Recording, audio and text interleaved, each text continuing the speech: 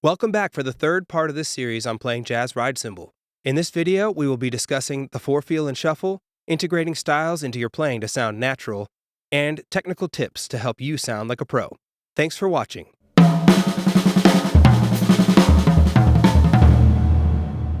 Now let's take this hard-earned ability and apply it to the four-feel from the styles packet.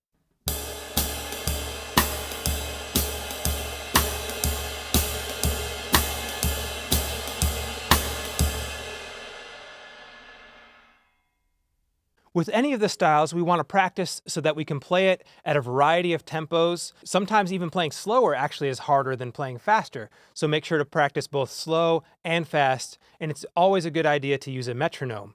But remember, we want to feel long. Every quarter note consistent and long. Now, here's that same pattern a little bit faster.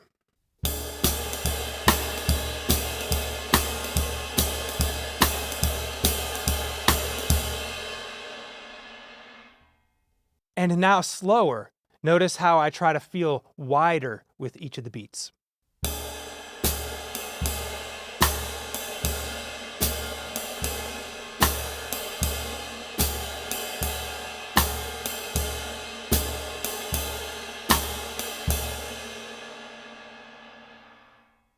Now swing feels tend to actually straighten out as we speed up. So as it's slower, it's more like a 12/8, where every triplet is really evenly spaced. But as we go faster, you might even almost get to an even eighth note sound. Here's what I mean. I'm going to start slow and gradually speed up, and notice how my ride cymbal will kind of change in its spacing from triplet to actually straightened out.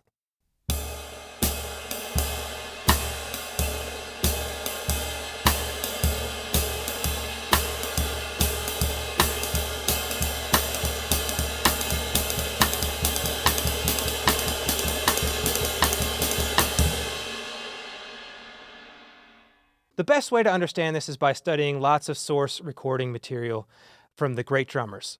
Now remember, each of the styles in this packet is just a jumping off point. It's a starting point to help you get going in case you don't know what to do in a style. But it's not the be-all end-all. This particular pattern, the four-feel, is similar to what you might have heard on the record Kind of Blue with Jimmy Cobb on drums. There are some moments where he's playing something very similar to this, and it can get you through in a lot of cases, but it's certainly not the only way to play in four. As long as the bass player's walking in four and you're feeling the quarter notes in every measure, then you're playing in four. So before you consider yourself done with any style, make sure that you practice improvising and playing ideas around with it so that it's naturally integrated into your playing and you're not just stuck playing one single pattern.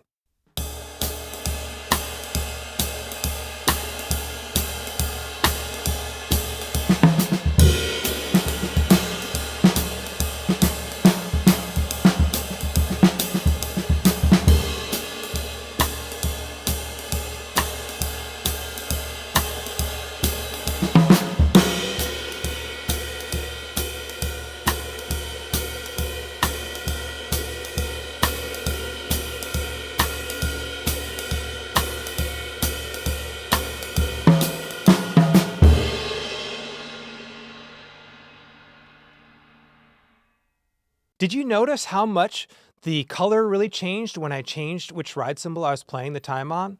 Even the same patterns can sound really different depending on what colors you use to support it. So sometimes you might use this to outline a section of a tune. So if the tune is AABA, maybe you play the A's on one ride cymbal and the B on another. And this is just an option. It's not something that you have to do, but we want to be mindful of how the colors can really change how we're expressing even the exact same coordination.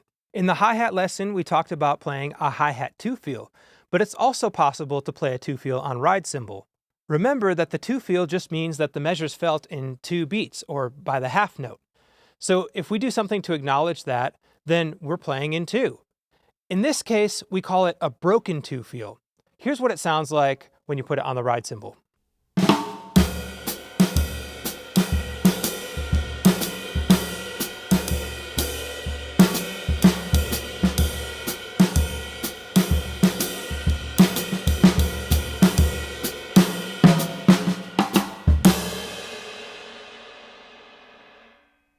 Structuring different parts of a tune with 2 feels and 4 feels can be a great way to change the texture up and define each section of the song. Just make sure that you're agreeing with the bass player when you do it. Now let's take a look at the shuffle feel from the styles packet. You'll notice that the snare drum's a little bit more active, and also the bass drum no longer has the parentheses around it, which I was using to indicate feathering.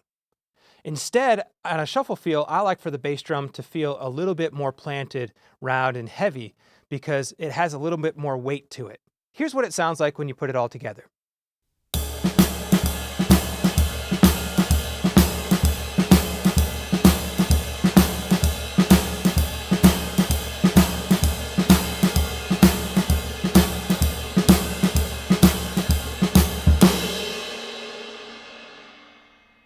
Now, having that inflection in the snare drum leading into the backbeat on 2 and 4 is really important. So we need to be able to play a ghosted note, then an accent, and another ghosted note.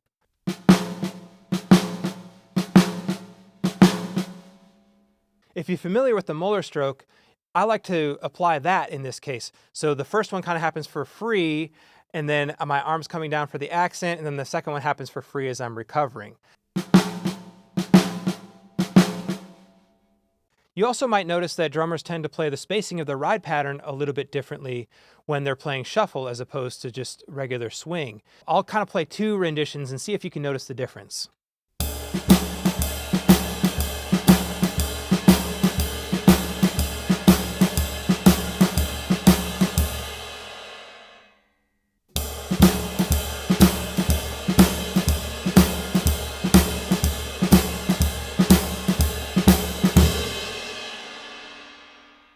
Did you notice that the second one was almost more like a dotted 8th, 16th rhythm? Now this doesn't have to be an exact science. It's not like swing means triplet or straight is 16th or 8th note. That's not really how it works. Swing is really a spectrum, and you could have something from very straight and then wide all the way to triplet, or sometimes even beyond. Here's kind of what that spectrum sounds like.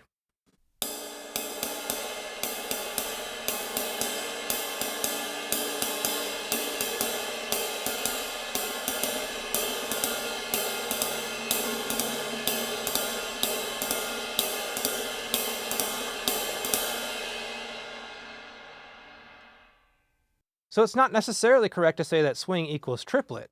Although it sometimes can, it could really be any of these possibilities, and each feel is really bespoke to a particular song. A definition that I like for swing is that it's a combination of long, short. Long, short, long, short, long, short, long. Just like before, we want to make sure that we can play our shuffle feel at a variety of tempos. Sometimes it might be slower like this.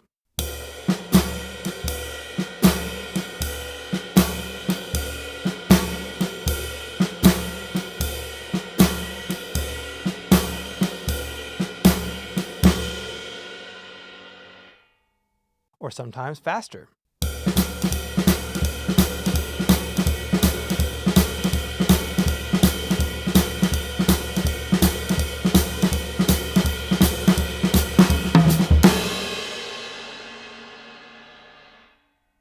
And of course, after you get comfortable with the style, remember to improvise outside of it. This is just one particular way that you might play a shuffle, but there are some common variations. You might play the ride cymbal on all the shuffled parts. You might play the snare drum on all of the shuffled parts. You might just play the backbeat, but still feel it like a shuffle.